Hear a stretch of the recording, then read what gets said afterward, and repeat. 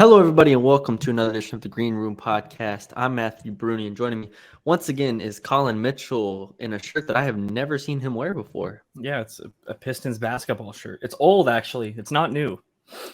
I've never seen you wear that before, so that's good. You're digging deeper into your closet Yeah. with every passing day. I have a question though before we start. Do you like regular M&Ms or the M&Ms with peanuts in them? Peanut M&Ms suck. So there you go. Got them right here. Big Skittles guy, for being honest. M&Ms, I used to think were supposed to taste different based on the color, and I was really disappointed when I was a child and figured out they don't. So we're not a big M&M guy. Okay. All right, not a big M&M guy. Colin Mitchell. There we go. Last time we did a podcast, Colin, it was a basketball podcast. I don't know, talking, now they're 5-1 at this point. They beat La Tech. We said we weren't going to talk basketball on here because kind of want to wrap everything up in after that FAU game. But good win from the basketball team, and we'll see if they can keep it going. I saw the tweet the team put out. This is the fifth straight year that they started 5-1 in conference. Yeah. Isn't that crazy? That is kind of crazy. Shout out Grant. That's all I can say. Shout out Grant. Okay. All right, let's talk football. Please get your life together here. Let's talk football. North Texas brings in 3 transfers.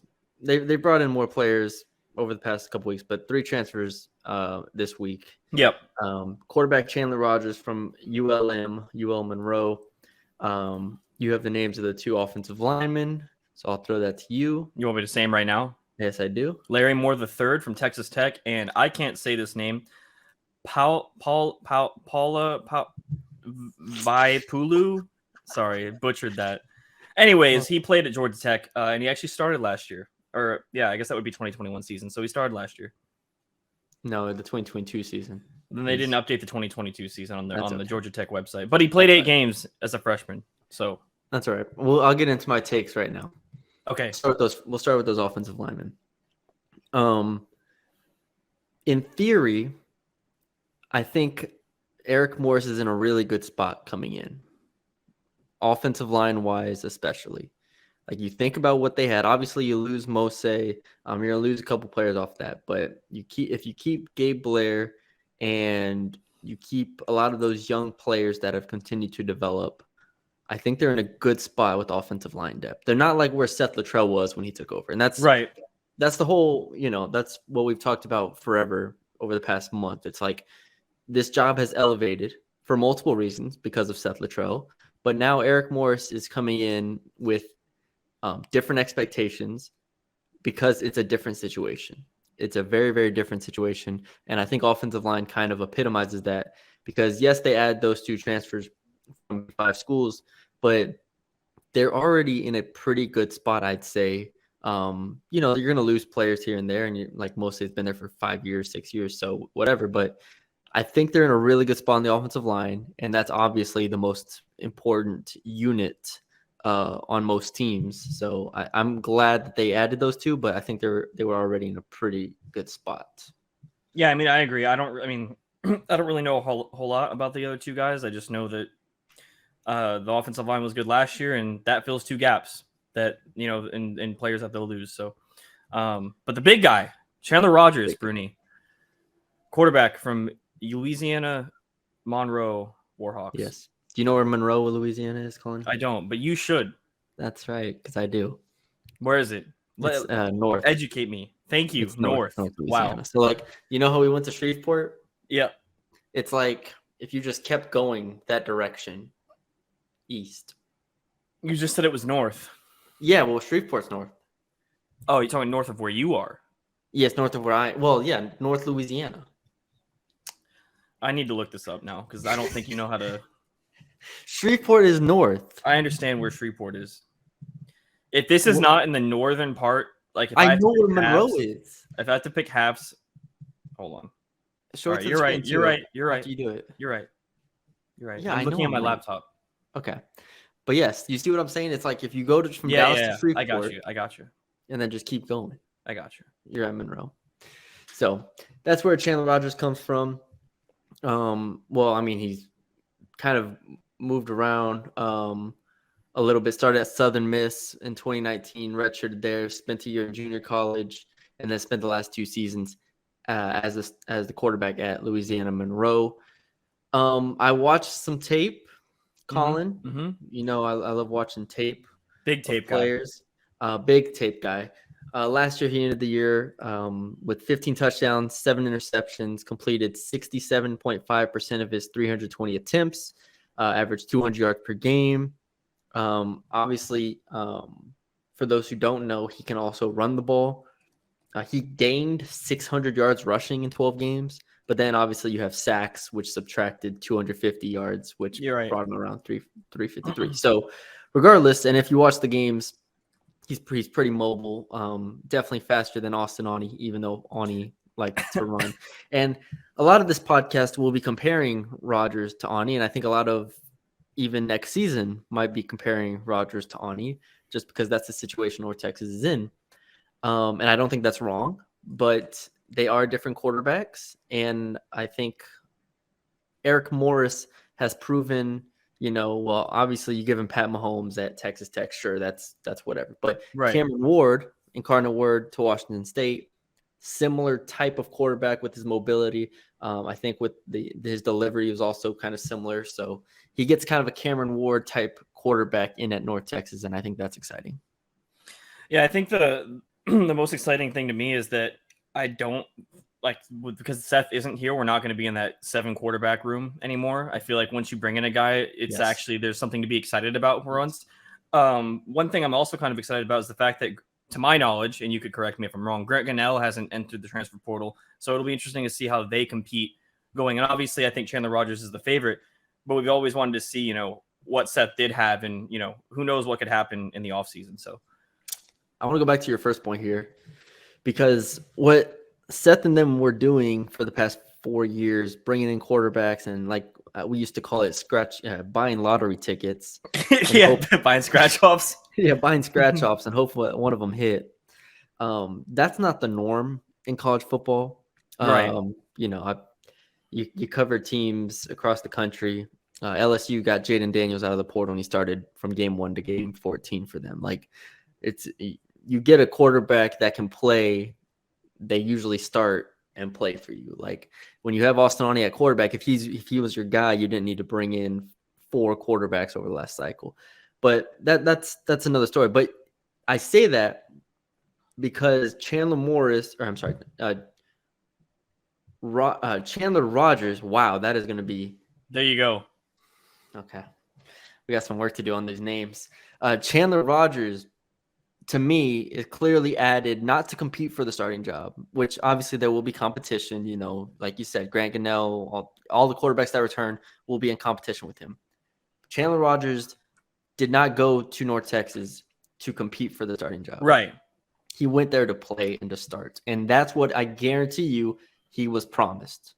That's how these things go. These things don't go the way, like I said, last year went, and the year before. That's not how they go. The last 3 years. Yeah, that's not the norm. Yeah. Okay. It's not we have Austin Aune here, but we want you to come compete for the job of being second string or potentially start, but you're obviously probably not at the end of the day.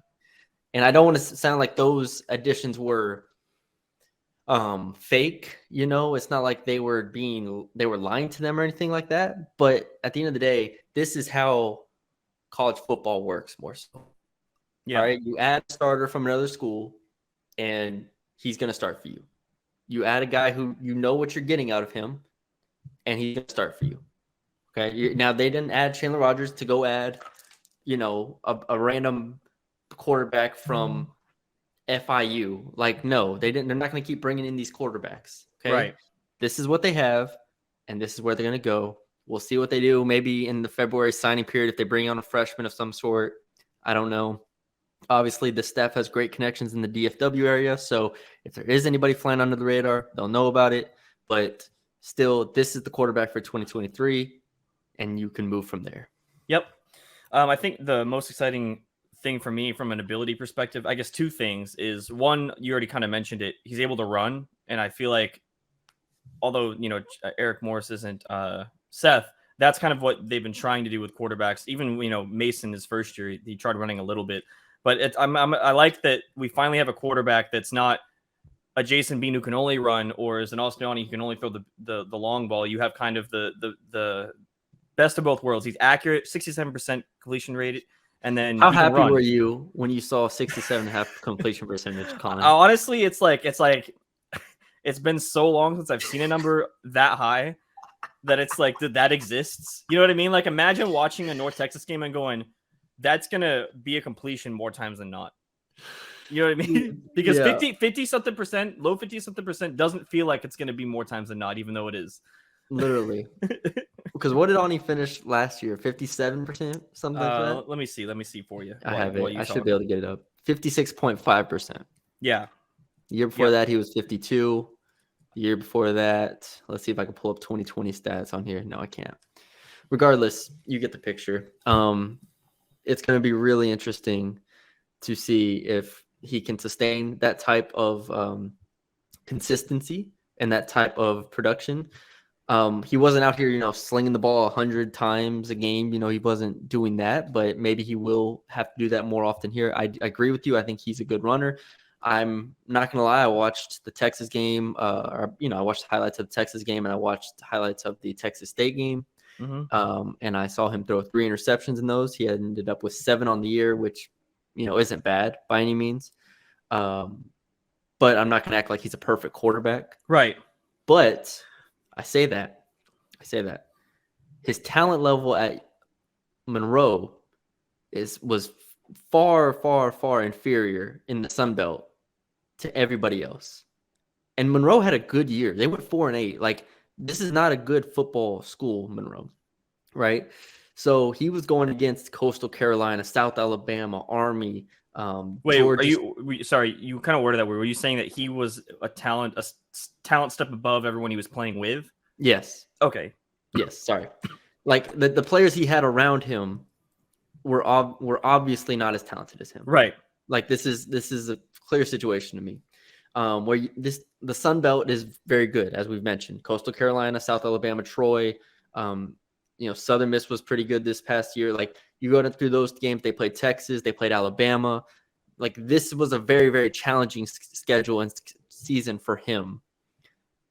I think if he goes to North Texas and they can have the skill position players that they've had consistently, and you pair that with his high completion percentage and his mobility, it could be the best of both worlds. Like you said, it could be what you're missing from Ostagnani. He doesn't have to light the world on fire, but if he just doesn't throw crippling pick sixes, if he can make some first downs with his legs, yeah, and he can complete a high percentage of his passes with the playmakers that North Texas will have, I mean, and the offensive line that he's going to have, bringing it full circle there, then I think this is a huge, huge win. And obviously, I know I'm ranting a little bit, but obviously,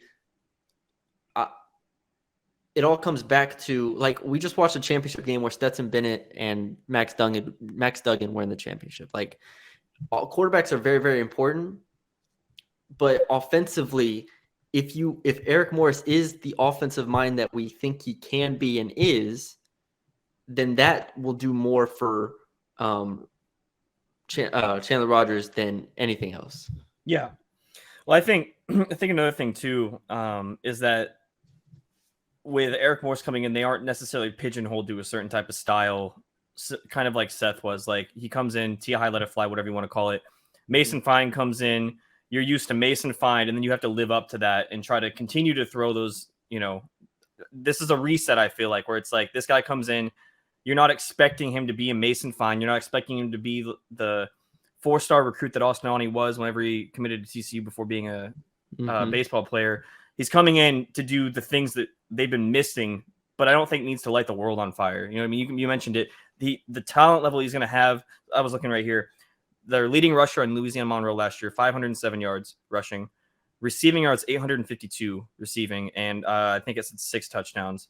So right then and there, North Texas already has players that surpass that with a worse quarterback. So I think that's the most exciting thing for me is you're not pigeonholing yourself to a certain type of style that you've committed to, and 2, like you said, the talent level around him is going to only amplify his skill set.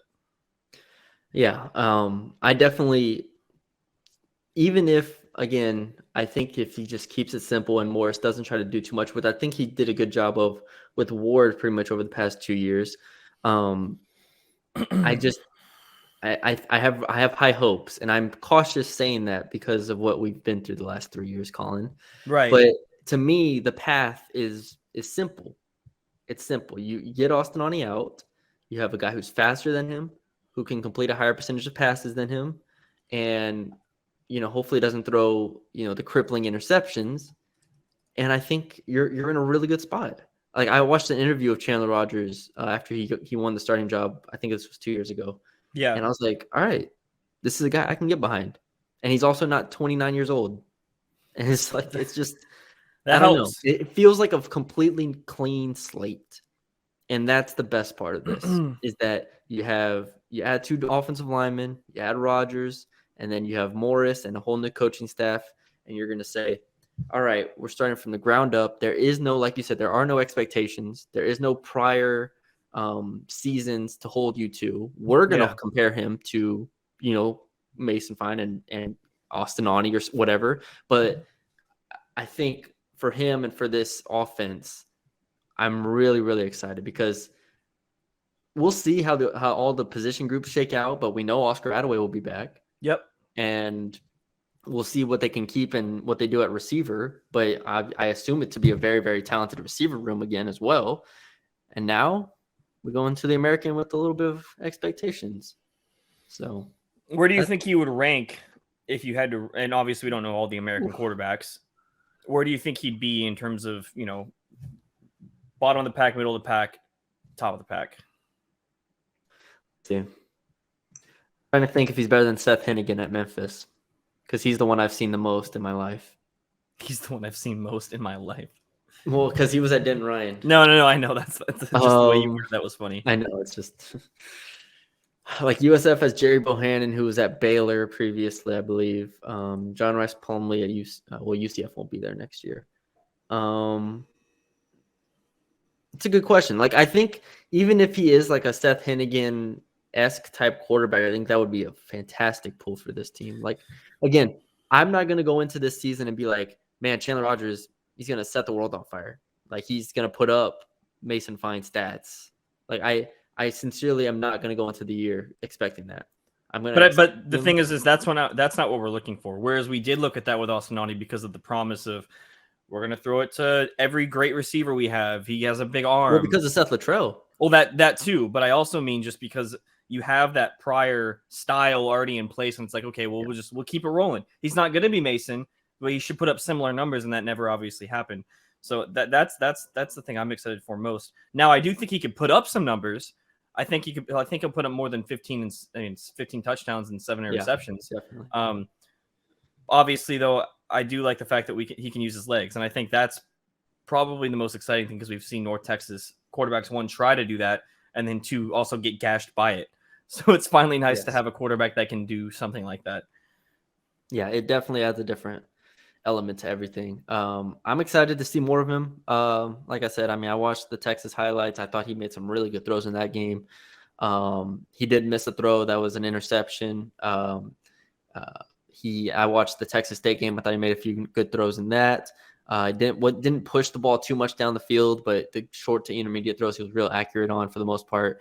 Tried to force the ball a couple times. We'll see if that can get cleaned up. Again, this all comes back to what we said about Seth Luttrell after Mason Fine is that he was unable to develop quarterbacks. Yeah. With Morris in here and his staff, and that's what their job is. That's what every coaching staff's job is to develop quarterbacks. Obviously, develop players in general, but quarterback being the most important position. If they can get the most out of Rodgers he still has got 2 years left, I believe. Yep, sophomore. Yeah. I mean, if they can do that, we're looking at an offense that can be more efficient and consistent than last year. And with you saying that, you have an offense that's more consistent and efficient. Obviously, the American's harder. How much do you think this raises expectations for Eric Morris going into the season? Because they got a quarterback that we think is going to be pretty good. I don't know. That's a good question. How much does it raise expectations? Because for I always me, felt like. sorry. Go ahead. No. Because for me, once after the Eric Morris hire, I always thought it was going to be more of a feel out, kind of like the Lions. Not this year, but last year. It was like there's some fun stuff happening. You're buying into the culture. Seriously. No. You're, I believe you. You're buying into the culture, but you're not expecting anything because Jared Goff last year. Everyone knows the whole Jared Goff story. He's not great, but now you get a quarterback that you think is above average. You have the receiving core that is developing. You have Oscar Attaway still. You have an offensive line. You have the coach that isn't saying biting off kneecaps, but is a proven track record. I think that raises expectations more so than it puts a level of expectation. Now you can't go into the season going, if we win 5 games, it's okay. I mean, and that could still be okay depending on how the first couple of games shake out. But in my head, it's like, okay, well now I expect something out of this. You know what I mean? Yeah. Like we'll learn a lot more since there is a capable quarterback. Right. Like Stone Earl's not starting at quarterback on this team. Oh, absolutely not. Like that's what I'm saying. It's like we will know what we have a little bit more. Yeah. I think that's a really good point. So, for me, I don't know how much it raises expectations because I don't know when I'll be able to put a number on what I want from this season. Well, I don't mean necessarily wins. I just mean in terms of really the eye test. Yeah. I mean, for example, this year they were winning games, but we all knew it was really happening. You know what I mean? So what is the eye test look for you? I mean, don't put a number on it, but like, what do you expect to see? Like, what if Chandler Rogers? You got me with that now. What if Chandler Rogers comes in here and does the same thing, 15-7 for 4 rushing touchdowns or whatever he had? Like, is that disappointing to you, or is that acceptable to you? I think it's interesting to put a number on something like that. Yeah. Where if you bring in a guy, that means that's the guy that you wanted, and I think he should overperform than what he did his last school.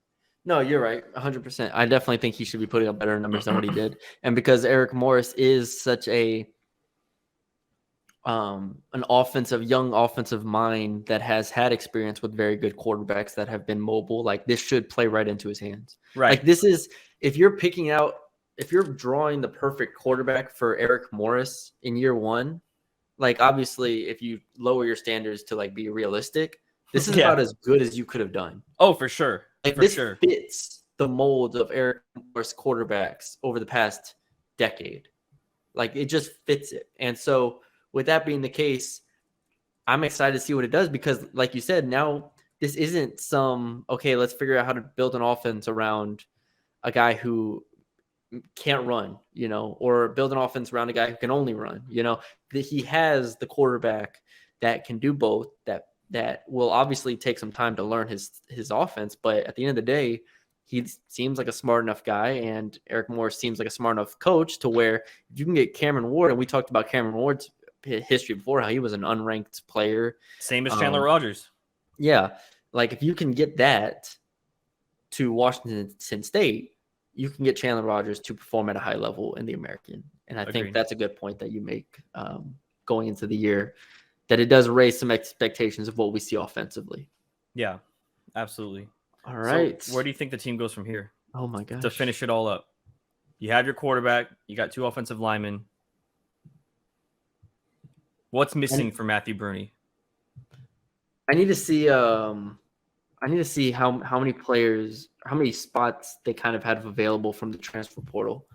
Like I need to see the transfer portal in and out thing. I know On3 does one, but I don't know if I'll find it in time. But like at the receiver position, if let's say they take a small step back at the receiver position, right? Yeah. Like just a regular step back. Let's say some players go. I still think they're in a good spot there. I think they're in a good spot at running back still, depending on who goes, who moves on or who stays. We know Oscar should be back. Offensively, I think they're pretty much set. I've already said that the offensive line is the most important part. If they get that done, then you got your offensive line, you got your quarterback, you got your running back. Yeah. Look, again, I'll repeat myself like I said at the beginning. He's not coming into this job with an empty cupboard. Like there's no empty pantry here, It's stocked a little bit. It's not completely open, or it's not Right. completely full. I think maybe a quick $50 trip to the grocery store will get it there. Does that sound about right? I mean, sure, I guess. I mean, I bring Maybe that get up. some desserts, some things that he doesn't need. I bring that up only because their recruiting rankings are so low. Oh Compared to yeah, years I mean past. that's how it's going to be when you get a new coach, and also because the previous staff was so invested in being good this year Right. that I don't know Yeah. how much, and I won't say they didn't recruit, but they didn't sign many players at all. So, and they went JUCO heavy in a lot of spots. So, yeah, it's not an ideal position when you look in the future, but I mean, when you look at this coming year, I think they're in a good spot. For sure. So, we'll see. For sure. All right, that gets us 25 minutes. I think we did a good job. How you feeling? Good. Good. I have 4 M&Ms here. I didn't eat them. I was going to eat them during the podcast, but I didn't. I can't believe you don't like peanut M&Ms. It's it never interested me. I wish I had a story to tell everybody, but I don't. Do you like Reese's? Oh yeah, we're not going to do Colin story time. It's only been like 5 days. I don't think I have a story. It's okay. Well, anyways, that's all we got for y'all today. We'll be back after the FAU basketball game, which is on Saturday. Big game. Saturday night or Sunday morning or Sunday whenever. I don't know. We'll see when we do it. But big game in Boca Raton. We'll see if North Texas pulls it off. If they pull that off, then we charge back up the good old at-large bid campaign and say, hey. That's what they're playing for on Saturday. Hey, man.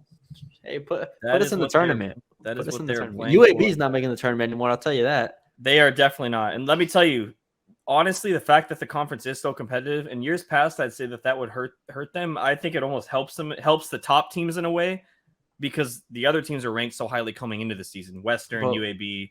I mean, UAB, honestly, though, their fall from grace has just been almost sad, like in a way. We're gonna joke on them, and then they're just gonna go win the tournament. Yeah, they're gonna be like a 6 seed. Yeah, and it's not gonna matter. They're just gonna win the tournament and make the NCAA tournament. Then they'll win 2 games in the NCAA tournament. Right, they can make the Sweet 16, which can be like, how did this happen? How did this happen? Like, I never would have seen this. Lose 3 straight in conference play. Losing to Western Kentucky at home might be more inexcusable than the FIU loss. There, I said it.